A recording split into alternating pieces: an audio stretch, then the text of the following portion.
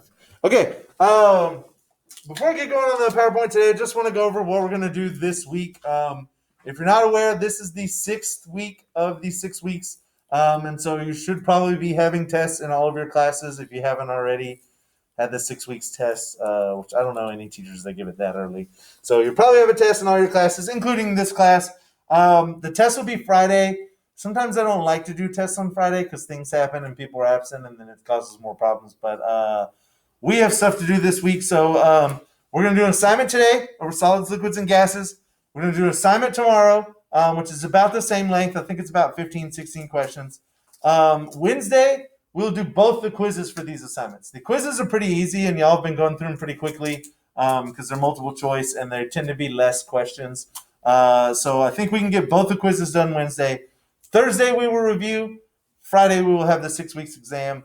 I don't know what program the exam will be in. I don't think I'm going to give it in Sapling. So I think it's either going to be in Google Classroom or in Eduphoria. Has anybody taken a test in Eduphoria before? Yeah, some of y'all have. So I don't think that'll be too bad. I think everybody has logins and stuff. I just need to make sure that I'm able to get everybody set up in it and get the test written in it. So we will see how that works out. But either way, expect a test on Friday. We'll have 3 days of assignments, and then Thursday will be a review. And I will find some way for the online people to get attendance done during that review. If you have any questions, always you can email me. I'm usually pretty good about emailing back, right? Even if I don't do the things that you want right away, it takes me time sometimes. We're all pretty busy right now, but yeah. So let's get started on this. You're all pretty familiar with solids, liquids, and gases. We're just kind of put this in a chemistry perspective. So we think about it more on the molecular level than just your standard like solid, liquid, and gas. In fact, let me grab my water glass here for a prop. But yeah, we're going to think about this on the molecular level and what it actually means definition-wise to be a solid, liquid, or gas. So we're going to start off with solids. Solids are a state of matter that maintains its shape and volume. And this is important. This is the way they describe solids versus liquids versus gases. Is can it change its shape and can it change its volume? Solids cannot change their shape or cannot change their volume. Now, the shape thing, obviously, we can force a solid to change its shape. We can bend metal. We could break this desk. We'll cut it in half. I can kind of, I could snap this yardstick. I snapped a yardstick one year, and then I had to use a broken yardstick for the rest of the year. But in general, by themselves, solids will not change their shape. They will not get bigger or smaller.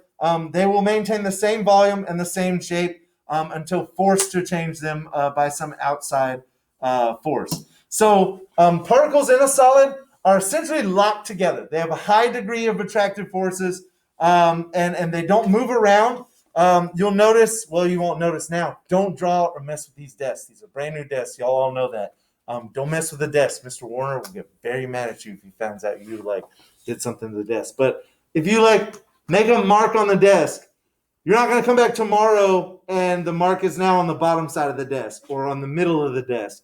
It might be gone because we've cleaned it off, but it's not going to move. Where if you take water and you stick your finger in water and then pull your finger out, the hole that you made in the water is gone almost instantly. It's not going to stay there permanently. And so these molecules are stuck together. And if you change one of the molecules, it's always going to stay exactly where it's at, on the surface or in the middle or on the bottom. That's how particles in solids work. They stay stuck together. They don't move around. When we get to temperatures, you'll see that particles in a solid vibrate. They just kind of shake back and forth. And that's when you feel something hot, you're actually getting the energy from that vibration. But they don't move next to each other. A couple things about solids. They're not compressible. I can't squeeze this yardstick and actually make it less than a yard. I can't squeeze it down to a foot. So you cannot compress solids. They don't flow like water or like gas. I can't push a solid through like a pipe. It's got to be a liquid. It's got to be a gas. And they lack the ability to alter their shape. They already said that they can't change its shape. But that's a fundamental part of what is a solid. So this is one of the most boring videos ever, but it does zoom in. So it's just powder in a beaker. But then they zoom in and they show you the molecules aren't moving. Each atom is connected to the other atoms around it, and it will be until you change the fact that this is a solid or you kind of physically break them apart. So there are no movement in the atoms. There could be some small vibration, but this atom is never going to end up way over here, or this atom isn't going to end up on the other side. They stay where they're at. That's the fundamental part of a solid and what they do on the molecular level. So, what is a liquid?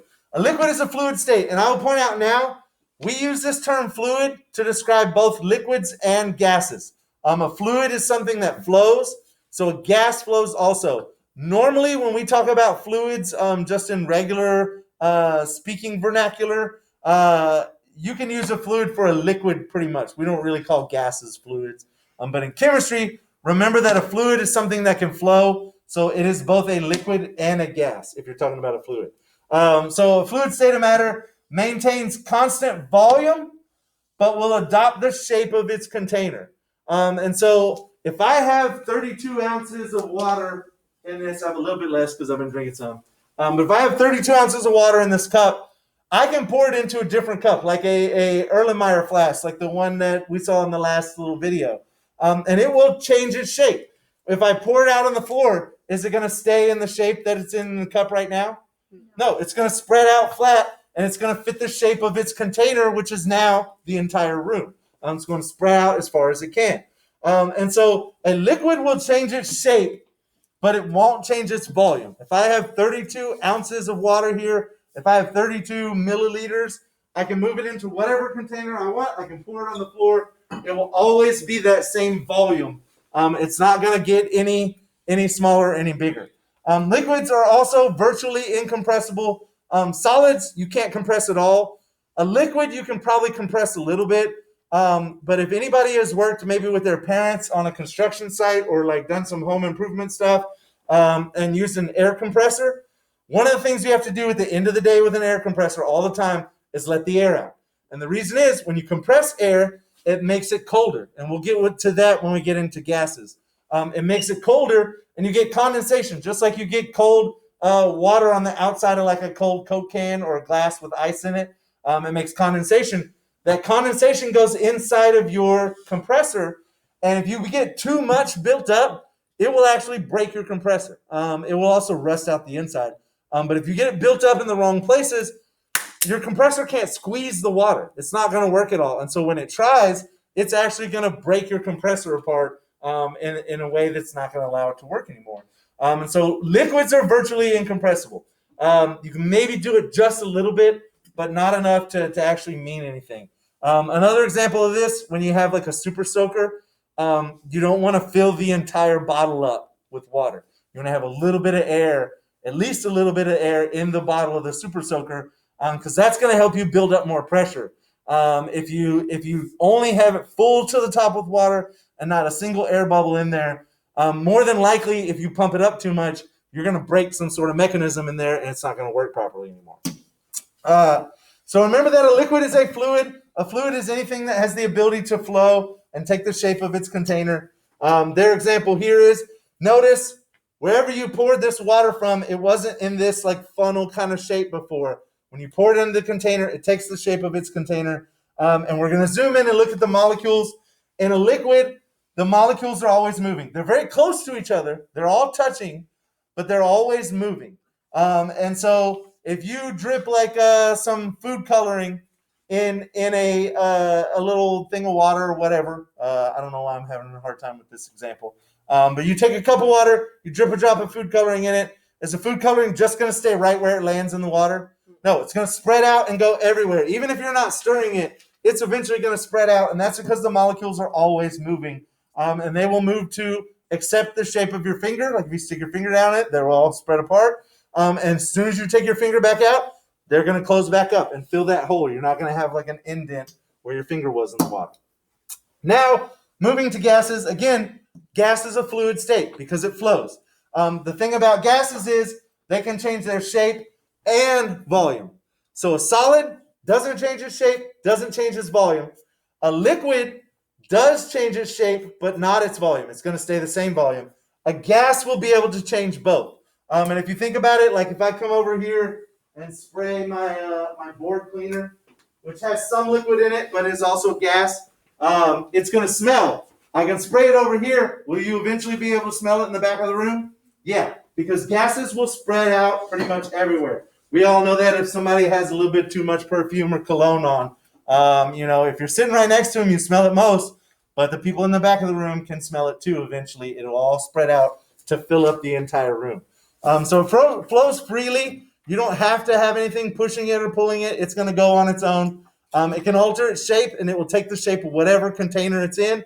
If it's in the can, it's going to be everywhere in the can. If you let it out into the room, it's going to go everywhere in the room. And it can get bigger and smaller. We can compress gases. It says it's compressible. So think about compressed air. If you've ever had to blow out your computer with all the dust, they have cans of air. There's a lot more air in it than the volume of the can because it's been compressed down. So here's a beaker with gas in it. Note they have a plug on the top to keep it in. If you don't have a plug, it's literally going to go everywhere.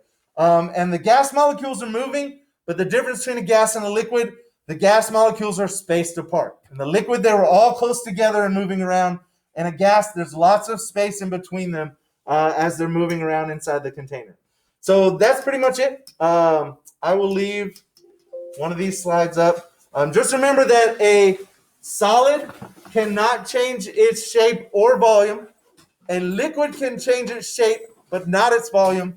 And a gas can change both the volume and the shape. Come on.